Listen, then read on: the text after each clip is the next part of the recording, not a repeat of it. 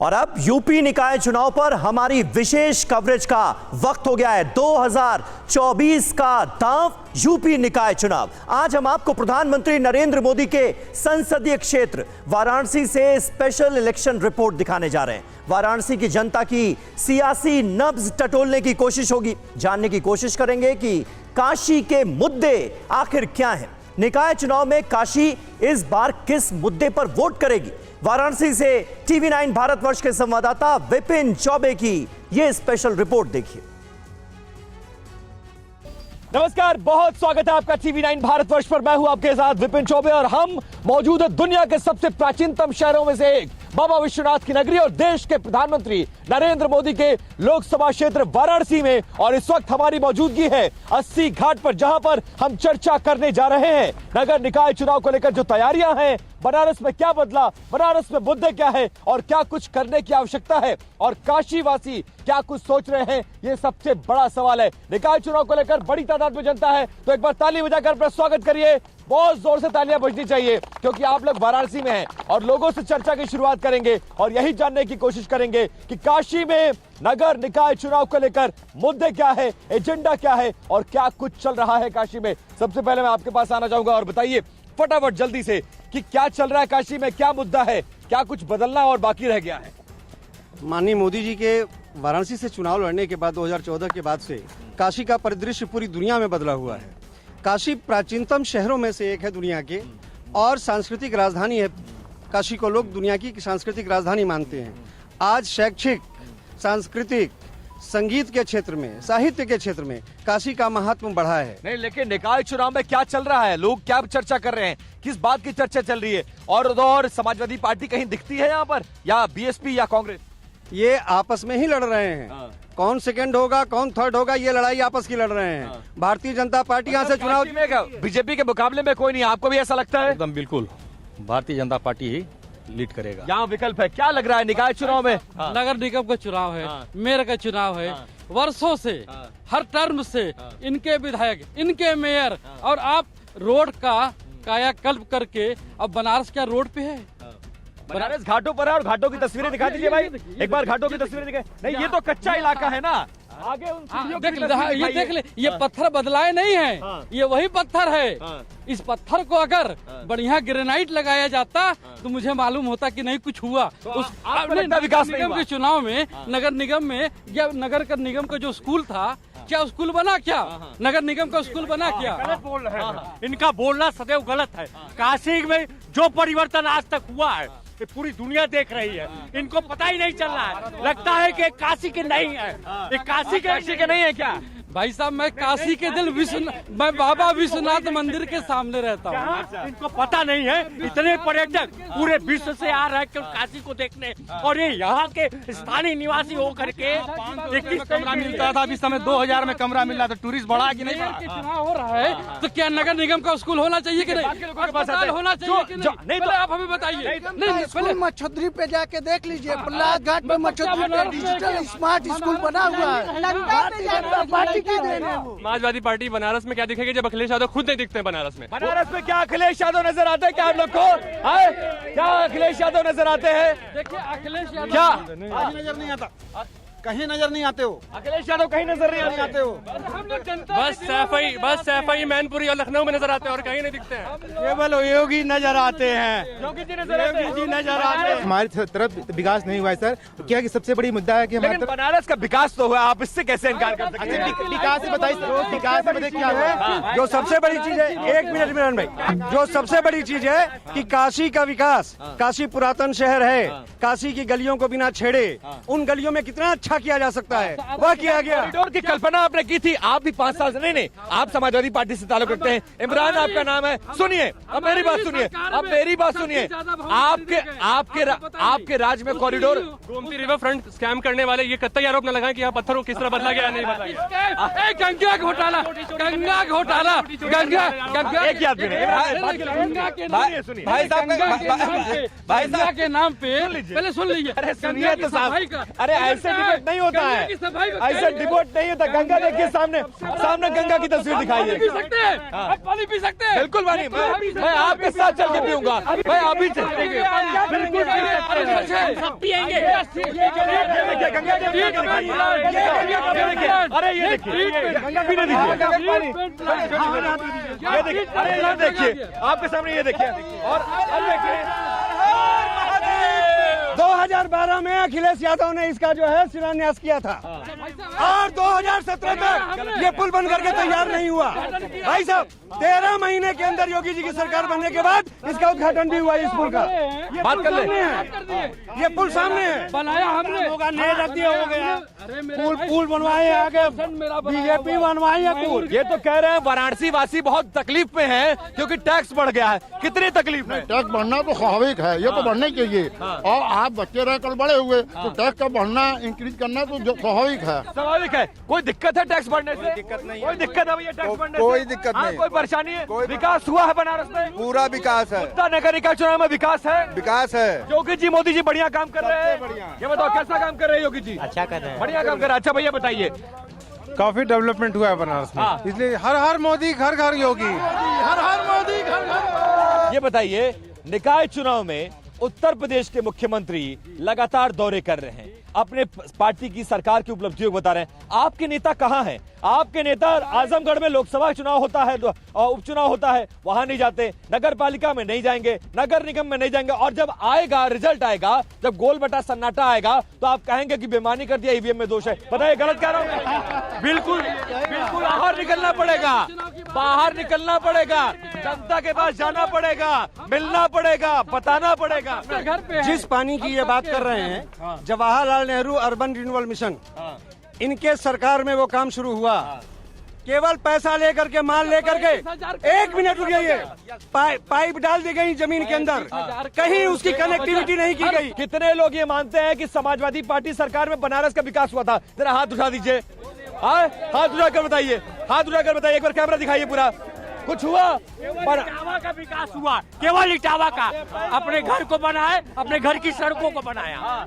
अच्छा, आप कितने लोग मानते हैं कि बनारस में मोदी जी के आने के बाद, उत्तर प्रदेश में सरकार बनने के बाद बनारस का कायाकल्प जबरदस्त हुआ है? कितने लोग बताते हैं? चारों तरफ दिखाइए। सब लोग मानते हैं।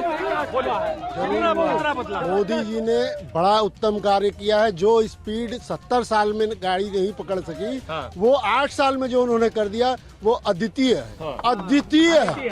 और वो मोदी जी के अलावा और योगी जी के अलावा कोई कर भी नहीं सकता। अच्छा, लेकिन समाजवादी पार्टी को आपका विकास क्यों नहीं दिखाई देता? नहीं, इसलिए क्योंकि देखिए, इनको करेली की चिंता है, इनको मोहम्मदाबाद की चिंता है, इनको मुख्तार देखना है, उसका लड़का फरार है इस समय, इनको अतीक अहमद देखना है। मुख्तार को सजा हो गई और अतीक मारा गया। तकलीफ है आपको? सबको एक चश्मे से देखिए, तकलीफ है, तकलीफ है। अतीक अहमद के मारे धनंजय सिंह कमाएंगे। योगी जी ने 39 टॉप माफियाज की लिस्ट जारी की है, 61 लोगों की, और उसमें 50 लोगों की लिस्ट जारी हुई है। सिर्फ एक आदमी है, सिर्फ मुख्तार अंसारी खाली बचा है, बस खाली मुस्लिम में सिर्फ मुख्तार अंसारी। यूपी में सारे माफिया इनएक्टिव हो गए हैं। सब मुख्तार से ब्रिजेश सिंह तो सबकी बारी आएगी, ठीक है, सबकी बारी है। हाँ सबकी बारी सरकार में कोई अपराधी नहीं बचेगा। बीजेपी सरकार में कोई अपराधी नहीं बचेगा। क्या कह रहे हैं? अतीक जी क्या, इनके पास भी पैसा आता है? अतीक जी क्या से पैसा इनके पास भी आता है? इनके पार्टी को जाता है क्या, ये कह रहे हैं आप? धनंजय सिंह इनको अच्छा मैडम, ये बताइए विकास, आप लोग कहाँ से आए हैं ये बताइए? हम लोग राजस्थान से। राजस्थान से। बनारस देख के कैसा लगा? कुछ बदला बनारस? बहुत अच्छा लगा, बहुत अच्छा लगा। मोदी जी, योगी जी ने काया पलट दिया। पलट दिया। आप बताइए। अरे भैया, ये देखिए, हम नहीं, अपने से नहीं बोल रहे, ये हमारे दूसरे शहर के लोग आके बोल रहे हैं कि बनारस बदल गया है। मोदी जी, योगी जी का ये देन है कि आज बनारस में लोग ऐसे ऐसे जगह से आते हैं जहाँ लोग आना पसंद नहीं करते थे, चाहे दिल्ली हो, बम्बई हो, कलकत्ता हो, राजस्थान हो। बिल्कुल सही बात। पहले जंगल था, क्या अस्सी घाट या बनारस जंगल था पहले, और आधा से ज्यादा तो माफिया बीजेपी में चले गए हैं। तो बचेंगे कहाँ से माफिया? बाकी दो लोग को क्या हाईलाइट कर क्या दिए हैं। कहेंगे? किस चीज में? निकाय चुनाव पर विकास मुद्दा है, अतीक अहमद मुख्तार अंसारी मुद्दा है, सरकार कैसा काम? विकास मुद्दा आदरणीय प्रधानमंत्री जी इसी 80 घाट पे फावड़ा चला है। आदरणीय प्रधानमंत्री जी का देन देखिए, जब मिट्टी से लबालब सीढ़ियाँ लबी थी तब माननीय प्रधानमंत्री जी। लेकिन आपके सहयोगी साथी हैं, ये तो कह रहे हैं बनारस में कुछ हुआ ही नहीं, जो किया अखिलेश जी ने किया। आप कह रहे हैं टैक्स बढ़ा, टैक्स आपके पास पैसा आएगा कहाँ से? पैसा आने का यही रोजमर्रा साधन। देखिए टेंट सिटी का निर्माण है। टेंट सिटी दिखाइए भाई, टेंट सिटी भी दिखा दीजिए। टेंट सिटी कभी लगा था? अच्छा, इससे पहले बनारस में कभी टेंट सिटी लगा था? कभी नहीं लगा था। कभी नहीं लगा था। बताओ, ये कह रहे विकास नहीं हुआ है। आप यही देख लीजिए, आप बताएं टैक्स बढ़ाए, जब विकास होगा तभी तो टैक्स बढ़ेगा, जो विकास नहीं हो रहा तो टैक्स नहीं बढ़ना। बताइए बताइए। विकास का नाम इनके लिए देखिए आपके लिए विकास का नाम सफाई है। अच्छा, ये बताइए, विकास ये नहीं दिखेगा। बाबतपुर से आने का पुल का निर्माण 8 वर्षों में नहीं दिखेगा। इनको विकास ये नहीं दिखेगा, टेंट सिटी है। इनको विकास बाबा विश्वनाथ जी का कॉरिडोर नहीं दिखेगा। इनको विकास नहीं दिखेगा। क्यों?